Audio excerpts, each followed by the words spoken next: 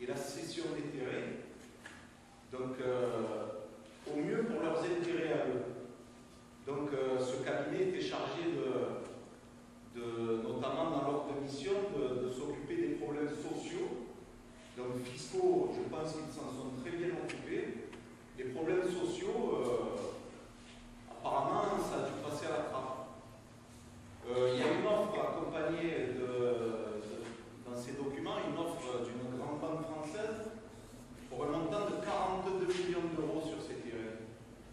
Donc avec ça, ils ont été capables quand même de prévoir un plan social. Donc ces documents sont datés de juillet 2007 et ils nous ont été communiqués par une personne, on ne sait pas qui. Un jour, on nous a remis cette pièce sous la porte de notre local, donc je ne sais pas qui c'est, mais je l'en remercie quand même.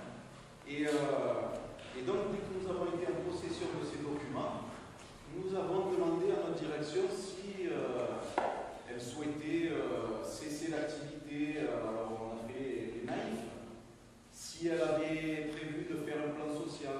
À chaque fois, on nous a répondu que non, que ce n'était pas d'actualité, d'autant plus qu'un plan social, d'après notre dirigeance, ça se prépare à l'avance et avec le concours des délégués du personnel.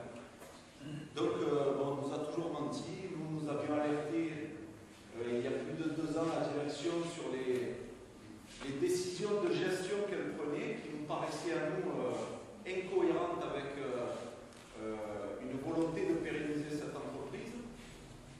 Et on nous a toujours répondu aussi que nous étions que des ouvriers et qu'on n'y connaissait rien à la gestion et qu'il fallait les laisser faire. Donc nous avons aussi utilisé notre droit d'alerte économique à un moment donné, convoqué le commissaire au compte, notre cabinet d'expertise comptable que nous mandatons en tant que comité d'entreprise nous avait alerté sur les mauvais chiffres de notre entreprise. Donc nous avions fait ce droit d'alerte économique et convoqué le commissaire au compte. Lui, le commissaire au compte, pour lui, la vie était rose. Le gréement allait bien et il ne comprenait pas les termes alarmistes qui concluaient ce rapport d'expertise. C'était le rapport 2007. Donc on s'y est pris longtemps à l'avance quand même. Donc malgré tout ça, aujourd'hui, donc tout ce que je vous dis là, je l'ai bien entendu dit aussi au tribunal de commerce. Donc le tribunal de commerce a étudié le dossier, a demandé une réouverture des débats. Notre dirigeant avait quand même pris soin le 6 juillet de dire à tout le personnel de rester à la maison. Bien évidemment, si on demande une liquidation et qu'on ne produit pas, à moyen terme, on ne peut qu'être liquidé. Donc, il a invoqué des motifs de soi-disant saccage de l'entreprise. Donc, de saccage, il n'y en a pas eu. Je l'ai dit aussi au tribunal. Mais enfin, personne n'est venu vérifier.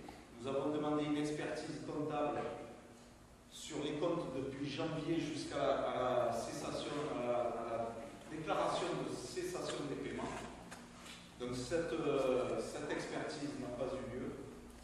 Et donc, tout naturellement, le tribunal a liquidé l'entreprise. Donc suite à ça, nous avons décidé, nous, d'occuper l'entreprise, afin d'avoir un moyen de pression sur notre direction. Et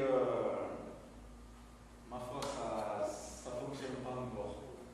Donc, il y a une semaine de ça, le monsieur qui était devant tout à l'heure, avec qui j'ai eu quelques mots, qui fait partie des anciens renseignements généraux, m'a appelé en me disant que si je voulais que la préfecture me convoque à une table ronde avec mon dirigeant, il fallait que je fasse une demande par fax.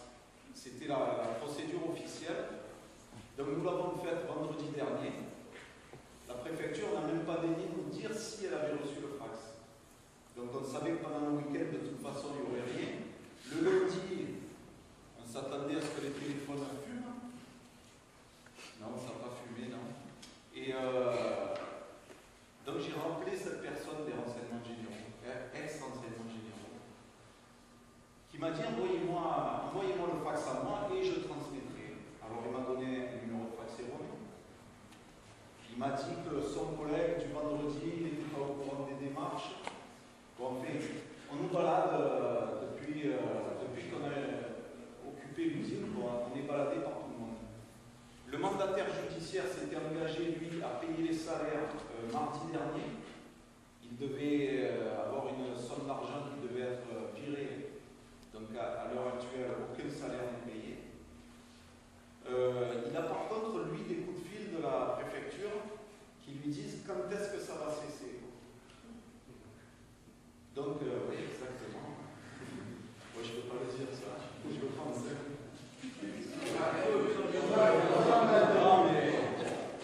Mais donc voilà, on en est là, quoi. On est vraiment méprisé,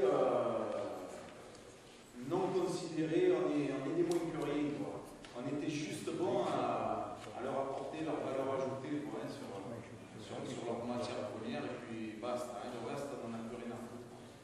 Alors notre dirigeant est, paraît-il, à bout de nerfs. Donc ça aussi, il faut le noter quand même. Monsieur Marniat, d'après le mandataire judiciaire, est à bout de nerfs. Donc il a peur d'être insulté. Je ne vois pas pourquoi. Je ne vois pas. On a toujours été correct avec lui. Bon, enfin voilà, cette situation, donc, on essaye de tenir, mais physiquement et psychologiquement, c'est pas évident.